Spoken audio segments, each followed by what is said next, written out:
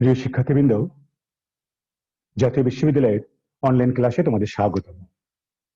করোনাকালীন এই শিক্ষা কার্যক্রম চলমান রাখার স্বার্থে জাতীয় বিশ্ববিদ্যালয় কর্তৃক যে অনলাইন ক্লাসের উদ্যোগ, এই উদ্যোগের সাথে সংশ্লিষ্ট হতে পারে আমি আনন্দিত। তোমরা অবশ্যই স্বাস্থ্যবিধি মেনে চলবে, ঘরে থাকবে। আজকে আমরা রাষ্ট্রবিজ্ঞান অনার্স চতুর্থ বর্ষের বাংলাদেশ আইন প্রণয়ন প্রক্রিয়ার অষ্টম লেকচার নিয়ে কথা বলব। অষ্টম লেকচারের শিরোনাম হচ্ছে আইনসভার প্রতিনিধিত্বমূলক কার্যাবলী। তার আগে আমি পরিচয় দিইনি। আমি মোহাম্মদ মুক্তার হোসেন, সহকারী অধ্যাপক, রাষ্ট্রবিজ্ঞান বিভাগ, কারমাইকেল কলেজ। আমরা দেখিনি এই আইনসভার প্রতিনিধিত্বমূলক কার্যাবলীগুলি আসলে কেমন। আইনসভা প্রতিনিধিত্ব কার্যাবলীগুলি আলোচনা করতে গেলে আমাদের প্রথমে যেটি জানতে হবে যে আইনসভা আসলে কি। আমরা জানি যে বাংলাদেশ একটি সংসদীয় গণতন্ত্রের রাষ্ট্র। এখানে সংসদীয় গণতন্ত্র বিদ্যমান এবং যে কোনো রাষ্ট্রের সংসদীয় গণতান্ত্রিক ব্যবস্থার সবচেয়ে গুরুত্বপূর্ণ অর্গান হচ্ছে আইনসভা। আইনসভা হচ্ছে যে কোনো রাষ্ট্রের প্রাণ। আইনসভা জনগণের নির্বাচিত প্রতিনিধির মাধ্যমে গঠিত হয় এবং আইনসভা হচ্ছে দেশের সর্বময় ক্ষমতা অধিকারী একটি সংস্থা। অর্থনৈতিক বিষয় সংক্রান্ত যে কোনো চূড়ান্ত সিদ্ধান্ত গ্রহণের ক্ষমতা আইনসভার রয়েছে। 1972 সালের 16 ডিসেম্বর যে সংবিধান কার্যকরী হয়, সেই সংবিধানেও আইনসভাকে অর্থাৎ জাতীয় সংসদকে সর্বময় ক্ষমতা অধিকারী করা হয়েছে। বিভিন্ন দেশের আইনসভা বিভিন্ন রকম হতে পারে। এটি রাষ্ট্রের আকার, রাষ্ট্রের আয়তন, জনসংখ্যা, রাষ্ট্রীয় কার্যক্রমের উপর নির্ভর করে আইনসভা গঠন করা হয়। তবে সব দেশেই আইনসভা হচ্ছে সর্বময় ক্ষমতার অধিকারী। জাতীয় সংসদের যে প্রতিনিধিত্বমূলক কার্যাবলীগুলি কি কি রয়েছে সেটা একটু আমরা দেখে নিই। প্রথমে রয়েছে আইন প্রণয়ন সংক্রান্ত কার্যাবলী। জাতীয় সংসদ বা আইনসভা যেহেতু জনগণের নির্বাচিত প্রতিনিধি নিয়ে গঠিত, এটি সংগঠন এবং রাষ্ট্রের 3টি বিভাগের মধ্যে সবচেয়ে গুরুত্বপূর্ণ বিভাগ হচ্ছে আইন বিভাগ। সেহেতু আইনসভার প্রথম কাজ হচ্ছে আইন প্রণয়ন করা, আইন প্রণয়নের মাধ্যমে জনকল্যাণ নিশ্চিত করা। এরপরে আছে সরকার ও জনগণের মধ্যে সংযোগ স্থাপন। আইনসভার সদস্যরা যেহেতু জনগণের নির্বাচিত প্রতিনিধি এবং আইনসভার সদস্য থেকেই সরকার গঠন করা হয়, সেহেতু সরকার এবং জনগণের মধ্যে সংযোগ স্থাপনের সবচেয়ে গুরুত্বপূর্ণ কাজটি করে জাতীয় সংসদ অর্থাৎ আইনসভা। আইনসভা কি করে? বিভিন্ন প্রজেক্ট অনুমোদন করে এবং সরকারি কাজে তদারকি করে। যেহেতু আইনসভার মধ্যে থেকেই সরকার গঠন করা হয়, আইনসভার সংখ্যাগরিষ্ঠ দলের যিনি প্রধান থাকবেন তাকে সরকার গঠন করার জন্য আহ্বান জানানো হয়। সেহেতু আইনসভা রাষ্ট্রের প্রয়োজনে বিভিন্ন প্রজেক্টের অনুমোদন করবে এবং আইনসভার মাধ্যমে আইনসভা অন্যান্য সদস্যরা সরকারের বিভিন্ন কাজের তদারকি করবে। আইনসভায় বিভিন্ন ধরনের বিল উত্থাপন করা হয়, বিভিন্ন ধরনের আইন পাশ করার জন্য বিভিন্ন ধরনের বিল উত্থাপন করা হয় এবং সেই বিলগুলি পাশ করার দায়িত্ব আইনসভার। আইনসভা বিভিন্ন ধরনের জনসমস্যা মূলক যে কার্যাবলী রয়েছে সেগুলি সমাধান করবে। জনগণের নির্বাচিত প্রতিনিধি নিয়ে আইনসভা গঠিত, তাই আইনসভা জনগণের বিভিন্ন সমস্যা সংসদে আলোচনা করবে এবং সেই আলোচনার মাধ্যমে সেই সমস্যাগুলি সমাধানের জন্য প্রয়োজনীয় পদক্ষেপ গ্রহণ করবে। আইনসভার সদস্যরা যেহেতু জনগণের নির্বাচিত প্রতিনিধি, বিভিন্ন নির্বাচনী এলাকা থেকে তারা নির্বাচিত হয়ে আসে এবং নির্বাচনকালীন তারা বিভিন্ন ধরনের প্রতিশ্রুতি দান করে, সেহেতু আইনসভা জনগণের কাছে দেয়া এই নির্বাচনকালীন প্রতিশ্রুতিগুলি রক্ষার দায়িত্ব পালন করবে। জাতীয় সংসদের বিভিন্ন ধরনের আইন প্রণয়নের জন্য বিভিন্ন ধরনের মন্ত্রণালয়ের বিভিন্ন ধরনের কমিটি রয়েছে। এই কমিটিগুলিতে, সংসদীয় কমিটিগুলিতে আইনসভার সদস্যরা অংশগ্রহণ করবে এবং তারা বিভিন্ন কমিটির কার্যাবলীগুলি তদারকি করবে। আইনসভার সবচেয়ে গুরুত্বপূর্ণ কাজ হচ্ছে জনহিতকর কার্যাবলীগুলি সম্পাদন করা। রাষ্ট্রের জন্য, জনগণের জন্য যে কাজগুলি গুরুত্বপূর্ণ, যে কাজগুলি জনহিতকর বলে মনে হবে, সেই কাজগুলি সম্পাদন করার দায়িত্ব হচ্ছে আইনসভার। আইনসভা কি করবে? জনগণের বিভিন্ন অভাব অভিযোগ সংসদে আলোচনা নিয়ে আসবে। অভাবগুলি, অভিযোগগুলি কি করে সমাধান করা যায় সেজন্য প্রয়োজনীয় এবং কার্যকরী পদক্ষেপ গ্রহণ করবে। বাংলাদেশ যেহেতু একটি দুর্যোগ প্রবণ দেশ, এই দুর্যোগ প্রবণ দেশের দুর্যোগ মোকাবেলার জন্য প্রয়োজনীয় যে কার্যক্রম, সেই কার্যক্রম গ্রহণের দায়িত্ব হচ্ছে আইনসভার। আইনসভা যেহেতু সরকারি এবং বিরোধী দলের সদস্যদের নিয়ে গঠিত, যেহেতু তারা জনগণের নির্বাচিত প্রতিনিধি, যেহেতু জনগণকে রাষ্ট্রের বিভিন্ন গুরুত্বপূর্ণ বিষয়ে মতামত গঠনের ক্ষেত্রে আইনসভা জনমত গঠন করবে।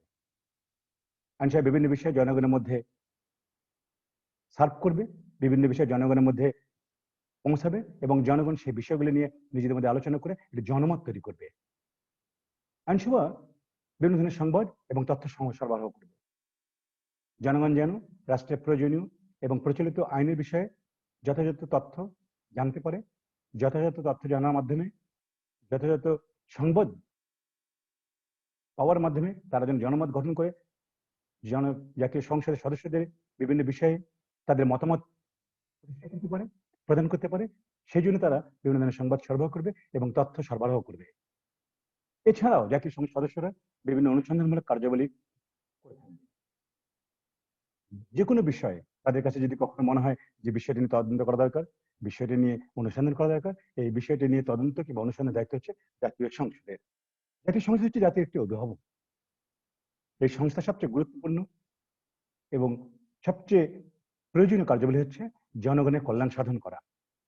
এটি রাষ্ট্রের জাতীয় উন্নয়ন, মানব উন্নয়ন, এই সকল কাজ জাতীয় কল্যাণের সাথে সংশ্লিষ্ট এবং জাতীয় সংসদ বিভিন্ন ধরনের প্রতিনিধিত্ব কাজের মধ্যে প্রতিনিধিত্বমূলক কার্যাবলীর মাধ্যমে জনগণকে এবং রাষ্ট্রকে কি করে এগিয়ে নেওয়া যায় সেই জন্য তারা সেই লক্ষ্যে তারা কাজ করবে। এরপর আমরা আসি জাতীয় সংসদের দায়িত্ব, আমাদের যারা মাননীয় মেম্বার অফ পার্লামেন্ট রয়েছে তাদের কাছ কি, যাদের আমরা এমপি মহোদয় বলি তাদের কাছ কি। আমরা জানি যে জাতীয় সংসদ গণতান্ত্রিক রাষ্ট্র ব্যবস্থার সবচেয়ে গুরুত্বপূর্ণ মাধ্যম এবং আইনসভা হচ্ছে জনগণের নির্বাচিত প্রতিনিধিদের একটি সংগঠন এবং আইনসভার মাধ্যমে রাষ্ট্রের যাবতীয় আশা আকাঙ্ক্ষা ইচ্ছা অনিচ্ছা বাস্তবায়ন হয়। আইনসভা হচ্ছে রাষ্ট্রের প্রতিনিধি স্বরূপ। সেক্ষেত্রে জাতীয় সংসদের যারা সদস্য, আইনসভার যারা সদস্য, তাদের দায়িত্ব কর্তব্যগুলি কেমন হবে সেটা আমরা একটু দেখে নিই। যারা আইনসভার সদস্য হবেন তাদেরকে অবশ্যই নিয়মিত সংসদ অধিবেশনে যোগদান করতে হবে।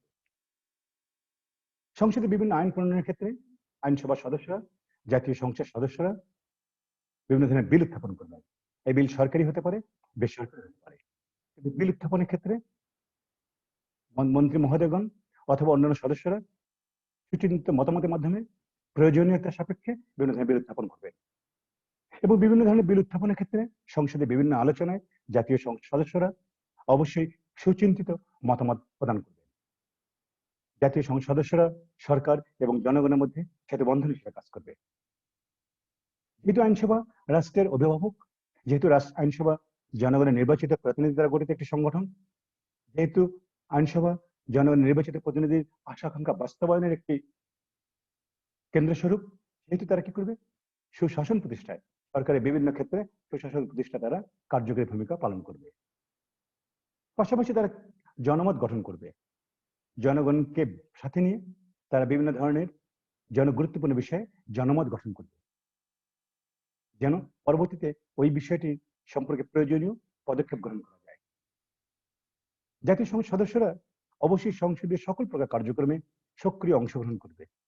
সক্রিয় অংশগ্রহণ ছাড়া জাতীয় সংসদ প্রাণবন্ত হয়ে উঠবে না। বিভিন্ন ধরনের সেবামূলক কার্যাবলী এবং উন্নয়নমূলক কার্যাবলীতে জাতীয় সংসদ সদস্যরা অবশ্যই সক্রিয় অংশগ্রহণ করবে। প্রাকৃতিক দুর্যোগ অথবা অন্য কোনো দুর্যোগের ক্ষেত্রে জাতীয় সংসদ সদস্যরা নিজ নিজ নির্বাচনী এলাকায় গিয়ে জনগণের সাথে সেবামূলক এবং উন্নয়নমূলক কার্যাবলীতে অংশগ্রহণ করবে। যে কোনো প্রকার দুর্নীতি প্রতিরোধ করার দায়িত্ব হচ্ছে জাতীয় সংসদ সদস্যদের।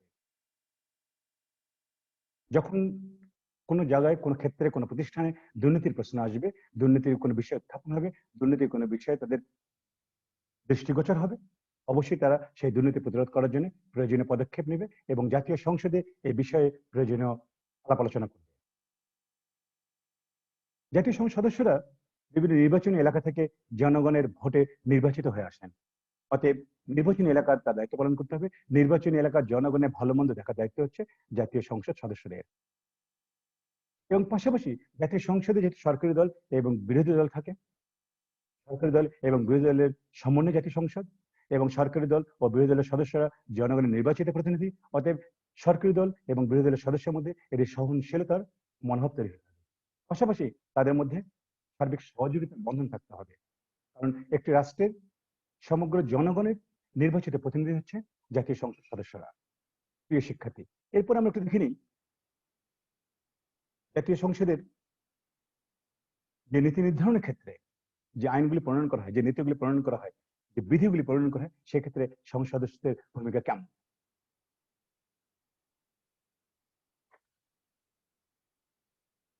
জাতীয় সংসদ সদস্যরা কি করবে?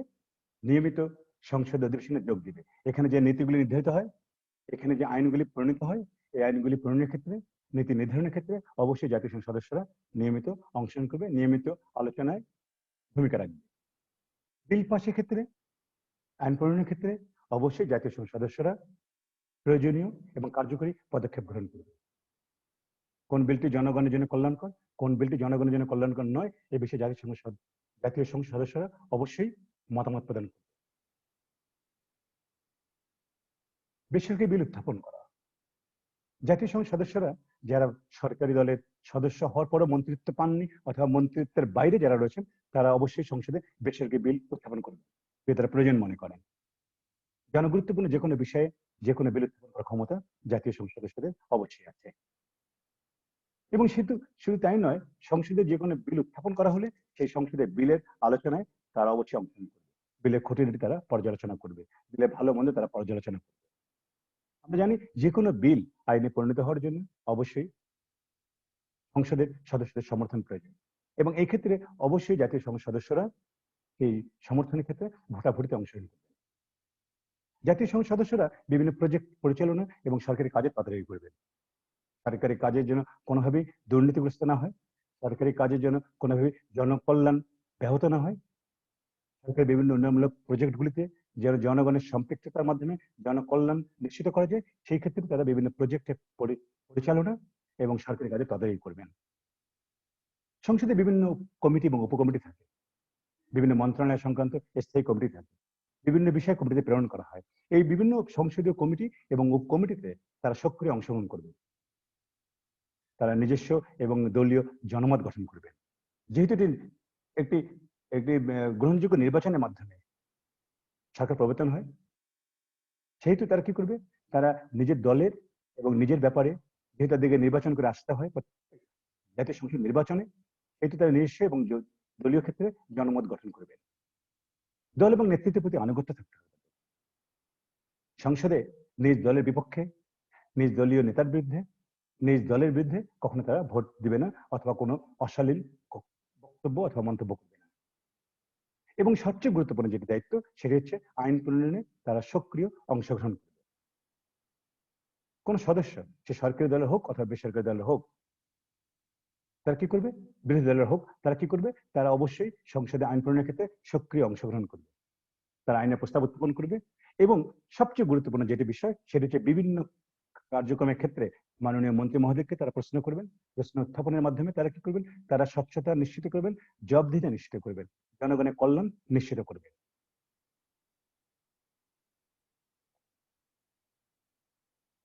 এরপর আমরা একটু জিনিস দেখে নিই যে জাতীয় সংসদ সার্বভৌম কিনা, সেটা নিয়ে একটু আমরা আলোচনা করব। সেটি হচ্ছে যে আমরা বলছি জাতীয় সংসদ আইন প্রণয়নের সবচেয়ে গুরুত্বপূর্ণ মাধ্যম।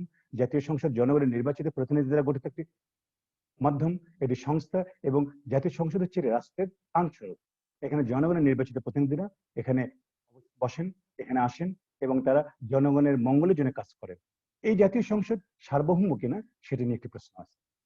আমরা দেখে নিই জাতীয় সংসদের সার্বভৌমত্বের বিষয়টি কেমন। 1972 সালে যখন বাংলাদেশের সংবিধান, 1972 সালে 16 ডিসেম্বর যখন বাংলাদেশের সংবিধান কার্যকরী হয়, সেখানে কিন্তু বাংলাদেশে সংসদীয় সরকার ব্যবস্থার কথা বলা ছিল।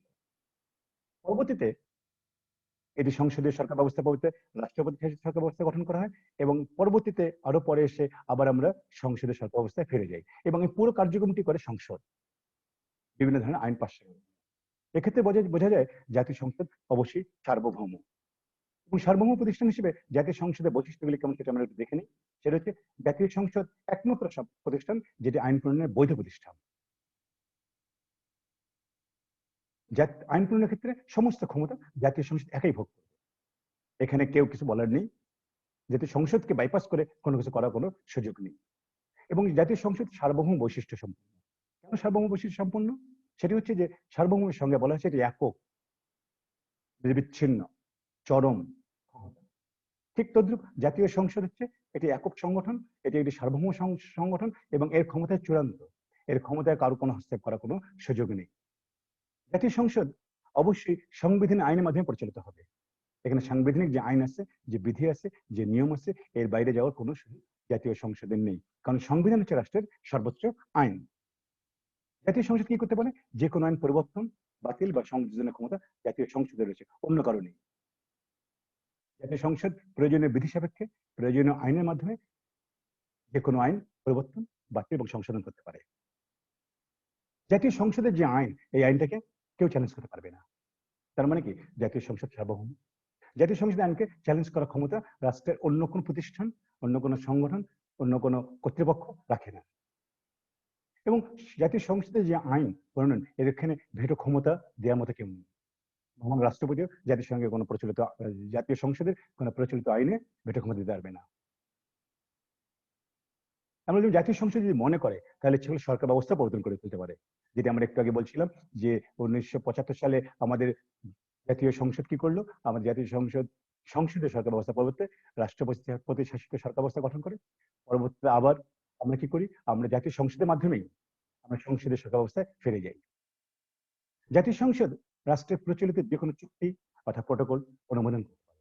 যে কোনো সন্ধি, যে কোনো চুক্তি, যে কোনো বৈদেশিক সিদ্ধান্ত, পররাষ্ট্র বিষয়ক সিদ্ধান্ত, এই সবকিছু সিদ্ধান্ত নেওয়ার দায়িত্ব হচ্ছে জাতীয় সংসদ। আমরা জানি একটি সাধারণ নির্বাচনের মাধ্যমে সংসদের সংখ্যাগরিষ্ঠ দলে যিনি প্রধান থাকবেন তাকে সরকার গঠন করার জন্য আহ্বান জানানো হয়। তার মানে জাতীয় সংসদ সরকার গঠন করতে পারে। আবার সংসদ সদস্যদের 2/3 সদস্যের সমর্থনের মাধ্যমে সরকার অপসারণ করতে পারে।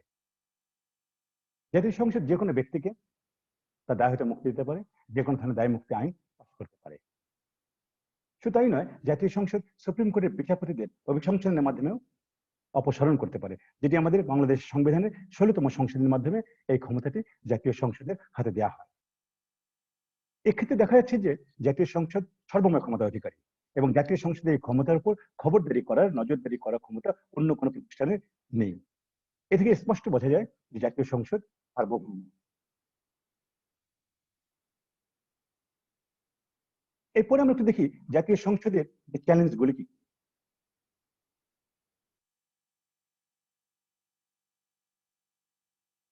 জাতীয় সংসদের সার্বভৌমত্বের যে কথা আমরা বলছিলাম, যে জাতীয় সংসদ একক, অবিভাজ্য, সর্বময় ক্ষমতা অধিকারী, সর্বময় কর্তৃত্ব সম্পূর্ণ একটি প্রতিষ্ঠান, তার কিছু চ্যালেঞ্জও রয়েছে। চ্যালেঞ্জগুলো কেমন আমরা একটু দেখে নিই। যে সার্বভৌমত্বের যে ধারণা, সেই ধারণার ক্ষেত্রে বাংলাদেশের আইনসভা এটি কিন্তু একটি অসার ধারণা মনে হয়। কেন মনে হয়? কারণ সার্বভৌমত্ব যেহেতু জনগণের নির্বাচিত প্রতিনিধি নিয়ে জাতিসংঘ গঠিত, সেহেতু জনগণের ভুলভ্রান্তি থাকতে পারে। এবং জাতীয় সংসদ সবসময় যে একদম একদম গুরুত্বপূর্ণ অথবা একদম নির্দিষ্টভাবে যদি বলি আমরা যে সঠিক আইনটি প্রণয়ন করতে পারবে, এমন নাও হতে পারে। জাতীয় সংসদ যেহেতু জনগণের নিকট দায়বদ্ধ থাকবে, সেহেতু তার সার্বভৌমত্বের বিষয়টি কিছুটা হলে প্রশ্নাধীন। কারণ জনগণ সকল ক্ষমতা উৎস এবং জনগণ নির্বাচিত প্রতিনিধি মিলে জাতীয় সংসদ গঠিত হয়। রাজনৈতিক দলগুলোর মধ্যে ফ্লোর ক্রসিং নিষিদ্ধ করা হয়েছে, যার ফলে কি হবে? জাতীয় সংসদের সার্বভৌমত্ব, প্রত্যেকটা সদস্য যে সার্বভৌম ক্ষমতার অধিকারী, এই সার্বভৌম ক্ষমতা এখানে কিছুটা হলে বিঘ্নিত হচ্ছে। কারণ জাতীয় সংসদ সদস্যরা ইচ্ছা করলেই ফ্লোর ক্রসিং করতে পারবে না। শাসন বিভাগ অনেক সময় এখানে অযাচিত নিয়ন্ত্রণ করে। মাননীয় মন্ত্রী মহোদয়গণ অনেক সময় জাতীয় সংসদের বিভিন্ন কার্যক্রমে অযাচিত নিয়ন্ত্রণ করে, যার ফলে কি হয়? জাতীয় সংসদের সার্বভৌমত্ব কিছুটা হলেও চ্যালেঞ্জের মুখে পড়ে। পার্লামেন্ট নীতি বিরোধী কোনো আইন পাশ করতে পারবে না। সংবিধানের বাইরে যে পার্লামেন্ট কোনো আইন পাশ করতে পারবে না। তার মানে সংবিধানই সার্বভৌম। জাতীয় সংসদের সার্বভৌমত্ব সংবিধানের কাছে কিছুটা হলেও সীমাবদ্ধ। বিচার বিভাগীয় ব্যাখ্যা পার্লামেন্টের সার্বভৌমত্বের পরিপন্থী। আইনের শাসন পার্লামেন্টের সার্বভৌমত্বের পরিপন্থী। আইনের শাসনের কথা বলা হচ্ছে যে আইনের শাসন ছাড়া একটি রাষ্ট্র কখনোই সঠিক পথে এগোতে পারে না এবং আইনের শাসনের বাইরে কোনো আইন প্রণয়ন করার ক্ষমতা, সাংবিধানিক কোনো আইনের বাইরে গিয়ে কোনো আইন প্রণয়নের ক্ষমতা জাতীয় সংসদের নেই। এক্ষেত্রে জাতীয় সংসদের সার্বভৌমত্ব কিছুটা হলেও সাংবিধানিক আইন দ্বারা সীমাবদ্ধ। অনেক সময় দেখা যায় জাতীয় সংসদ জরুরি প্রয়োজনে কোনো ক্ষমতা, কোনো আইন প্রণয়নের ক্ষমতা অর্পণ করে অন্য কোনো কর্তৃপক্ষকে। এই অন্য কোনো কর্তৃপক্ষ অনেক সময় জরুরি প্রয়োজনে আইন প্রণয়ন করে। এর ফলে কি হয়, জাতীয় সংসদের সার্বভৌমত্ব কিছুটা হলেও বিঘ্নিত হয়। সম্প্রদায় বা গোষ্ঠী স্বার্থের প্রাধান্য দেওয়া হয় এখানে। কারণ জাতীয় সংসদ যারা সদস্য হন তারা অনেক সময় নিজেদের স্বার্থ অথবা দলীয় স্বার্থ অথবা কোনো ব্যক্তি অথবা গোষ্ঠী অথবা স্বার্থের কারণে তারা কি করে, তারা আইন প্রণয়ন করে। এর ফলে কি হয়, জাতীয় সংসদের সার্বভৌমত্ব, এই সার্বভৌমত্ব সেটা হলো চ্যালেঞ্জের মুখোমুখি হয়। আধুনিক রাষ্ট্রের সমস্ত জটিল সমস্যাবলী সমাধানের জন্য কাজ করে আইন বিভাগ ও জাতীয় সংসদ। বিশেষ করে অর্থনৈতিক কাজের ক্ষেত্রে রাষ্ট্রীয় কর্তৃত্ব দৃঢ়ভাবে প্রতিষ্ঠা হওয়ার জন্য বিভিন্ন ধরনের অর্থনৈতিক পরিকল্পনার প্রয়োজন পড়ে এবং এই অর্থনৈতিক পরিকল্পনাগুলি নেওয়ার ক্ষেত্রে শাসন বিভাগ যে গুরুত্বপূর্ণ ভূমিকা পালন করে এবং শাসন বিভাগ যে গুরুত্বপূর্ণ ভূমিকাগুলি পালন করে সেগুলি পরবর্তীতে আইনসভা এগুলিকে হয়তো বৈধ বলে ঘোষণা করে। এর ফলে কি হয়, শাসন বিভাগের মাধ্যমে আইনসভার ও জাতীয় সংসদের সার্বভৌমত্ব কিছুটা হলো চ্যালেঞ্জের মুখে পড়ে। আর আমাদের জাতীয় সংসদ সদস্য যারা হন অনেক সময় দেখা যায় তাদের যথাযথ রাজনৈতিক জ্ঞান অথবা সংসদ পরিচালনার ক্ষেত্রে যে জ্ঞান সেই যোগ্যতার অভাব থাকে। এর ফলেও জাতীয় সংসদ সার্বভৌমত্ব ভাবে বা সার্বভৌম কর্তৃপক্ষ হিসেবে হতে পারেন না। আর সবচেয়ে গুরুত্বপূর্ণ যে বিষয়টি হচ্ছে সার্বজনীন গ্রহণযোগ্যতার অভাবের কারণেও জাতীয় সংসদ অনেক সময় তার সার্বভৌমত্ব চ্যালেঞ্জের মুখে পড়ে। প্রিয় শিক্ষার্থী, এরপরে আমরা একটু দেখে নিই জাতীয় সংসদের যে সার্বভৌমত্ব, এই সার্বভৌমত্বগুলির ক্ষেত্রে জাতীয় সংসদ সার্বভৌমত্বগুলির ক্ষেত্রে কি কি বিষয় এখানে কাজ করে আমরা সেগুলো দেখে নিব। প্রথমে আমরা আসি, জাতীয় সংসদ আমাদের দেশের এর চূড়ান্ত আইন প্রণয়নকারী সংস্থা। আমরা বলছি জাতীয় সংসদ যে কোনো আইনকে পরিবর্তন করতে পারে, যে কোনো আইনকে পরিবর্ধন করতে পারে, যে কোনো আইনকে সংযোজন করতে পারে, যে কোনো আইনকে বিলুপ্ত করতে পারে। জাতীয় সংসদ সংবিধান পরিবর্তন করে ফেলতে পারে। আমরা দেখেছি যে 1971 সালের 16 ডিসেম্বর যে স্বাধীন সার্বভৌম রাষ্ট্রের জন্ম জাতির জনক বঙ্গবন্ধু শেখ মুজিবুর রহমানের হাত ধরে 1972 সালের 16 ডিসেম্বর যার সংবিধান কার্যকরী হয়, এই সংবিধানের প্রথমে ছিল আমাদের সংসদীয় সরকার ব্যবস্থা, পরবর্তী সেটি রাষ্ট্রপতি শাসিত সরকার ব্যবস্থা পরিবর্তন করা হয়। তার মানে কি, জাতীয় সংসদ সংবিধান পরিবর্তন করে ফেলতে পারে।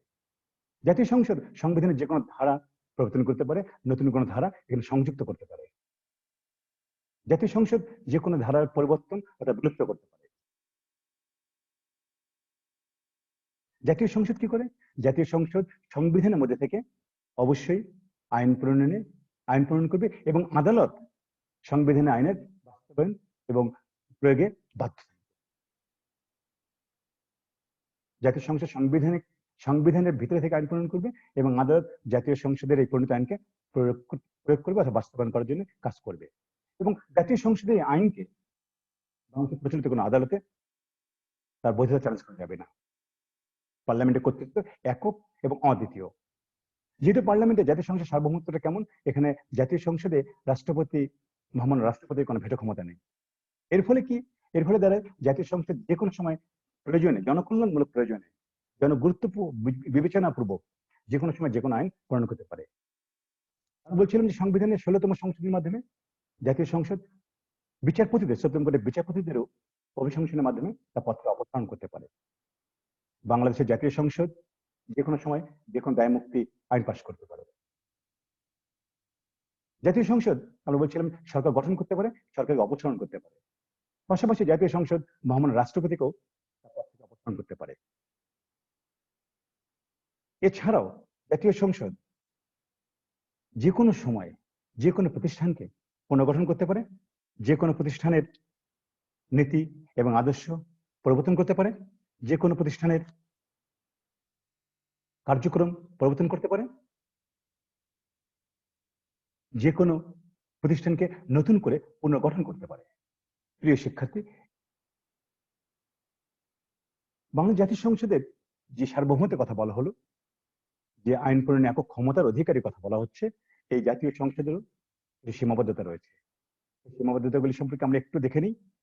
সেটা হচ্ছে জাতীয় সংসদ যদিও সার্বভৌম কর্তৃত্বের অধিকারী, আইন প্রণয়নের সর্বোচ্চ সংস্থা, তথাপিও জাতীয় সংসদ কোনো নীতি বিরোধী আইন পাশ করতে পারবে না।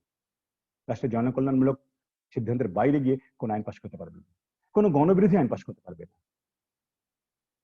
বিচার বিভাগের ব্যাখ্যা পার্লামেন্টের সার্বভৌমত্ব, জাতীয় সংসদের সার্বভৌমত্ব, সেই সার্বভৌমত্বের পরিপন্থী। কারণ বিচার বিভাগের ক্ষমতা রয়েছে যে কোনো আইনের ব্যাখ্যা দেওয়া। বিভিন্ন সংঘ অথবা সমিতি যেগুলি রয়েছে এগুলি পার্লামেন্টের সার্বভৌমত্বকে অনেকটা, জাতীয় সংসদের সার্বভৌমত্বকে অনেকটা সীমাবদ্ধতা করে রেখেছে। কারণ অনেক সময় দেখা যায় যে বিভিন্ন সংঘ এবং সমিতির প্রয়োজনে জাতীয় সংসদকে আইন প্রণয়ন করতে হয় অথবা আইন প্রণয়ন করতে বিরত রাখতে হয়। এর ফলে কি হয়? এর ফলে জাতীয় সংসদের সার্বভৌমত্ব কিছুটা হলেও সীমাবদ্ধতার মধ্যে পড়ে। আইনের শাসন পার্লামেন্টের সার্বভৌমত্বের বিরোধী। কারণ আইনের শাসনে যা রয়েছে এর বাইরে কোনো আইন প্রণয়ন করার ক্ষমতা জাতীয় সংসদের নেই।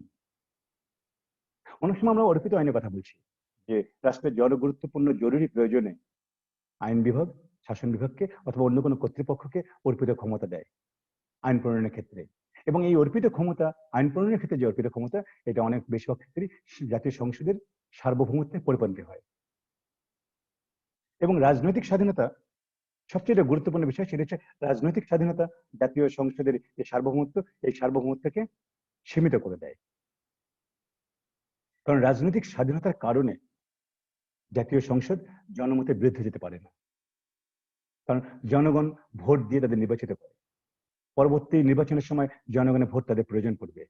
এই যে রাজনৈতিক স্বাধীনতা, এই রাজনৈতিক স্বাধীনতার কারণে ইচ্ছা করলেও জাতীয় সংসদ সদস্যরা জনমতের বাইরে গিয়ে অথবা নিজ নিজ নির্বাচনী এলাকার জনগণের মতামতের বাইরে গিয়ে প্রয়োজন থাকা সত্ত্বেও অনেক সময় প্রয়োজনীয় আইনটি প্রণয়ন করতে পারে না। এর ফলে কি হয়? এর ফলে জাতীয় সংসদের সীমাবদ্ধতা দেখা দেয় এবং জাতীয় সংসদ কিছুটা হলেও চ্যালেঞ্জের মুখে পড়ে। এরপর আমরা একটু দেখে নিই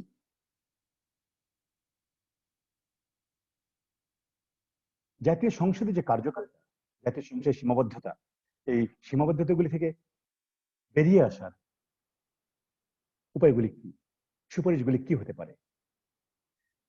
আমরা যে কোনো দেশের আইনি সভাকে কার্যকর করতে হলে কতগুলি পদ্ধতি, কতগুলি কার্যকরী ক্ষেত্র, কতগুলি গুরুত্বপূর্ণ কার্যাবলী প্রণয়ন করতে হয়, কতগুলি সুপারিশ মেনে চলতে হয়। যেমন সংসদে কাঠামোগত ত্রুটি দূর করতে হবে।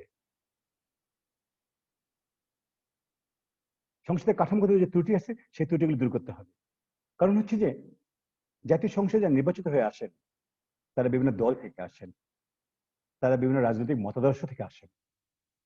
এর ফলে বিভিন্ন দল এবং মতের মানুষের সঙ্গে সঙ্গে জাতীয় সংসদে এই যে সাংগঠনিক কাঠামো ত্রুটি, এই সাংগঠনিক কাঠামো ত্রুটি থেকে জাতীয় সংসদকে কিছুটা হলো বেরিয়ে আসতে হবে।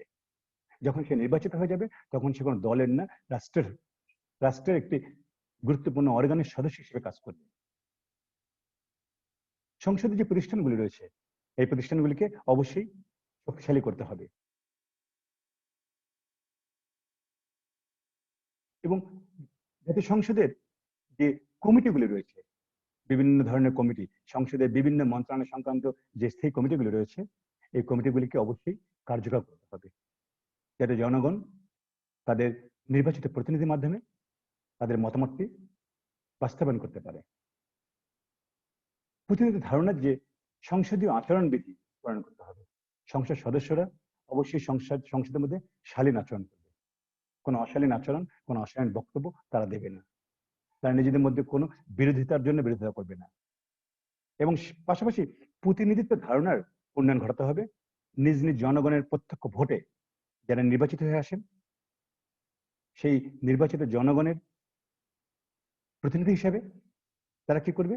তারা জনগণের কল্যাণে কাজ করবে, তারা এলাকার জনগণের প্রতিনিধিত্ব করবে। এর ফলে কি হবে? প্রতিনিধিত্ব ধারণার যে বিষয়টি, এই বিষয়টি আরো বেশি উন্নত হবে এবং নির্বাচিত প্রতিনিধিরা সংসদের জনগণের কল্যাণে কাজ করবে, কোনো ব্যক্তি অথবা দলের কল্যাণে নয়। পাশাপাশি জাতীয় সংসদ যিনি পরিচালনা করবেন, মাননীয় স্পিকার, তাকে নিরপেক্ষ হতে হবে। এখানে সরকারি অথবা বিরোধী দল এটির চেয়ে প্রত্যেকের জনগণের নির্বাচিত প্রতিনিধি এই বিষয়টাকে অধিক গুরুত্ব দিয়ে তাদেরকে অবশ্যই সংসদে কথা বলার সুযোগ করে দিতে হবে। আইন সংক্রান্ত বাজেট সংক্রান্ত প্রক্রিয়া পুনর্গঠন করতে হবে এবং এর মাধ্যমে কি হবে? এর মাধ্যমে সংসদের যে কার্যক্রমে গতিশীলতা আসবে, সংসদের কার্যক্রমের ক্ষেত্র এবং ক্ষমতা বৃদ্ধি পাবে। সবচেয়ে গুরুত্বপূর্ণ যে বিষয়টি, জাতীয় সংসদের কার্যকরিতা উন্নতি করার জন্য সেটি হচ্ছে সংসদে যারা বিরোধী দল থাকবে তাদেরকে সংসদীয় বিভিন্ন কাজে সম্পৃক্ত করতে হবে। তাদেরকে সংসদের সমস্ত কাজে, সমস্ত কমিটিতে তাদেরকে পর্যায়ক্রমে সংশ্লিষ্ট করতে হবে এবং তাদের মতামত শুনতে হবে এবং তাদের মতামতের মাধ্যমে বিভিন্ন ধরনের সিদ্ধান্ত গ্রহণ করার চেষ্টা করা। এবারে আমরা একটু দেখি জাতীয় সংসদে হুইপ বলে একটি শব্দ আমরা প্রায় শুনি এবং আমাদের খুব পরিচিত একটি শব্দ। এই শব্দটি নিয়ে একটু আমরা দেখি যে হুইপ আসলে কাকে বলা হয় এবং হুইপদের কাজ কি। আমরা জানি জাতীয় সংসদ জননির্বাচিত প্রতিনিধি গঠিত এবং জাতীয় সংসদের সদস্যরা আইনসভার সদস্য এবং জাতীয় সংসদ সদস্যরা রাষ্ট্রের সবচেয়ে গুরুত্বপূর্ণ যে সংস্থাটি আইন বিভাগ সেটি প্রাণস্বরূপ এবং আইনসভা হচ্ছে রাষ্ট্রের আইন প্রণয়নের ক্ষেত্রে সবচেয়ে গুরুত্বপূর্ণ প্রতিষ্ঠান এবং আইনসভার সদস্যের মধ্যে থেকে প্রত্যেক স্বতন্ত্র দলের যে সাংগঠনিক নেতাদেরকে থাকে তাদেরকে হুইপ বলে। সংসদের অভ্যন্তরীণ যে সংগঠনগুলি রয়েছে সেগুলি হুইপ দ্বারা পরিচালিত হয়। সরকারি দলে হুইপ থাকতে পারে, বিরোধী দলে হুইপ থাকতে পারে, এই উভয় দলই হুইপ থাকে এবং উভয় দলের হুইপগণ দলীয় শৃঙ্খলা নিয়ন্ত্রণের কাজটি করেন। এটি কোনো সম্মানী পাওয়া অথবা অতিরিক্ত কোনো সম্মানী এই পদের জন্য দেওয়া হয় না। আমরা দেখে নিই সংসদে যে হুইপগণ রয়েছেন সেই হুইপগণের কাজগুলি কি। প্রথমত হচ্ছে আমরা প্রথমে বলছিলাম জাতীয় সংসদ যারা সদস্য হবেন তাদের সবচেয়ে গুরুত্বপূর্ণ কাজ হচ্ছে সংসদ অধিবেশনে যোগদান করা, নিয়মিত যোগদান করা। এই হুইপগণ নিজ দলের সদস্যদের সংসদ অধিবেশনে যোগদানের জন্য উপস্থিতি নিশ্চিত করবে।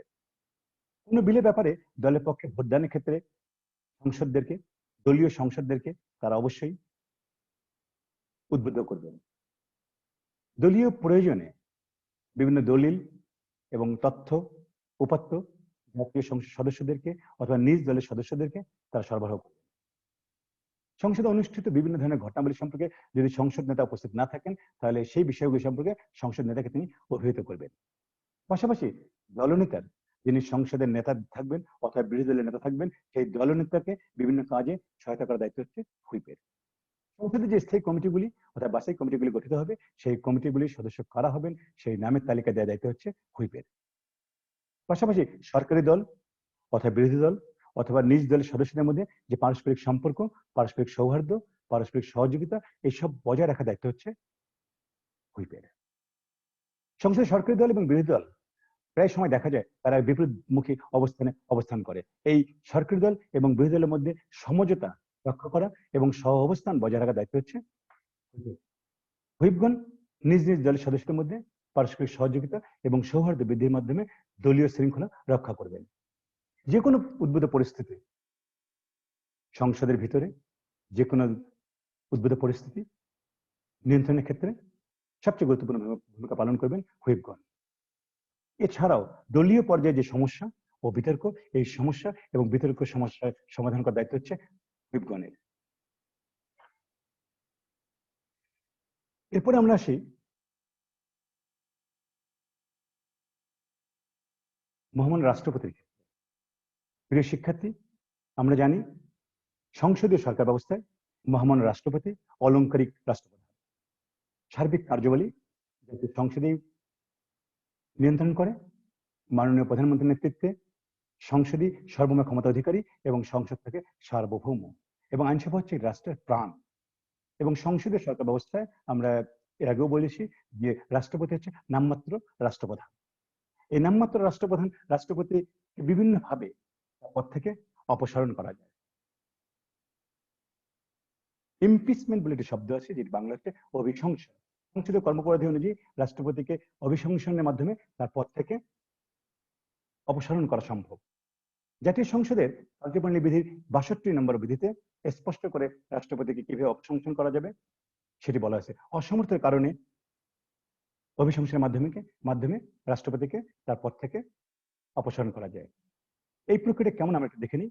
রাষ্ট্রপতি অপসারণ প্রক্রিয়া সংবিধানের 52 অনুচ্ছেদের দফা 1-এ স্পষ্ট করে বলা হয়েছে গুরুতর সংবিধান লঙ্ঘন অথবা গুরুতর কোনো অসদাচরণ মাধ্যমে রাষ্ট্রপতিকে অভিশংসন করা যাবে অথবা শারীরিক ও মানসিক অক্ষমতার কারণে 53 অনুচ্ছেদের 1 দফা অনুযায়ী অপসারণের জন্য একটা নোটিশ উত্থাপন করা হবে। কার কাছে নোটিশ উত্থাপন করা হবে? মাননীয় স্পিকারের কাছে।